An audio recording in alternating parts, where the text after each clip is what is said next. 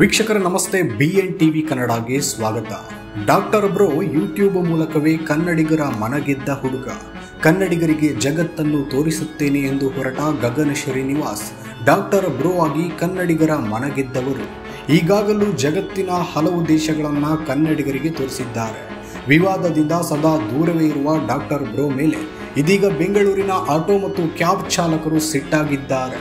ಕರ್ನಾಟಕ ರಾಜ್ಯ ಚಾಲಕರ ಪರಿಷತ್ ಅಧ್ಯಕ್ಷರಾಗಿರುವ ಕೆ ಸೋಮಶೇಖರ್ ತಮ್ಮ ಫೇಸ್ಬುಕ್ ಖಾತೆಯಲ್ಲಿ ವಿಡಿಯೋ ಹಂಚಿಕೊಂಡಿದ್ದು ಡಾಕ್ಟರ್ ಬ್ರೋ ವಿರುದ್ಧ ಕಿಡಿಕಾರಿದ್ದಾರೆ.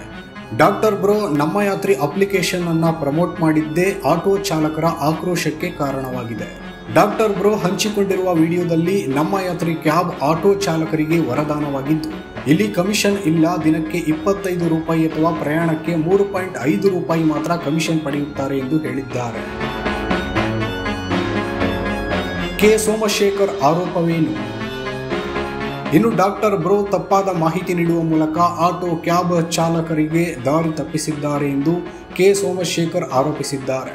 ಆ್ಯಪ್ಗಳು ಚಾಲಕರನ್ನ ಸುಲಿಗೆ ಮಾಡ್ತಿವೆ ಎಂದಿರುವ ಅವರು ಡಾಕ್ಟರ್ ಬ್ರೋ ವಿಡಿಯೋ ಡಿಲೀಟ್ ಮಾಡಬೇಕು, ಕನ್ನಡಿಗ ಚಾಲಕರ ಪರವಾಗಿ ನಿಲ್ಲಬೇಕು ಎಂದಿದ್ದಾರೆ. ಕರ್ನಾಟಕ ರಾಜ್ಯ ಚಾಲಕರ ಪರಿಷತ್ ವತಿಯಿಂದ ಡಾಕ್ಟರ್ ಬ್ರೋ ಅವರಿಗೆ ಮನವಿ ಪತ್ರ ಕೂಡ ನೀಡಿರುವುದಾಗಿ ಹೇಳಿದ್ದು ಮನವಿ ಪತ್ರವನ್ನು ಹಂಚಿಕೊಂಡಿದ್ದಾರೆ. ನಾವು ಮನವಿ ಪತ್ರ ನೀಡಿ ವಿವರಿಸಿ ಹೇಳಿದ್ದರೂ ಡಾಕ್ಟರ್ ಬ್ರೋ ವಿಡಿಯೋ ಡಿಲೀಟ್ ಮಾಡದೆ ಶೀರ್ಷಿಕೆಯನ್ನು ಮಾತ್ರ ಬದಲಾಯಿಸಿದ್ದಾರೆ ಎಂದು ಆಕ್ರೋಶ ವ್ಯಕ್ತಪಡಿಸಿದ್ದಾರೆ.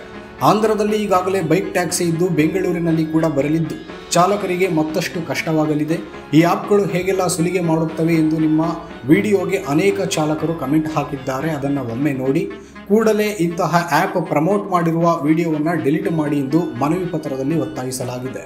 ಇಷ್ಟೆಲ್ಲ ಮನವಿ ಮಾಡಿ ನಮ್ಮ ಸಮಸ್ಯೆಯನ್ನು ವಿವರಿಸಿದರೂ ಡಾಕ್ಟರ್ ಬ್ರೋ ಮನವಿಯನ್ನು ತಿರಸ್ಕರಿಸಿದ್ದಾರೆ ಎಂದು ಕೆ ಸೋಮಶೇಖರ್ ಆಕ್ರೋಶ ವ್ಯಕ್ತಪಡಿಸಿದ್ದಾರೆ.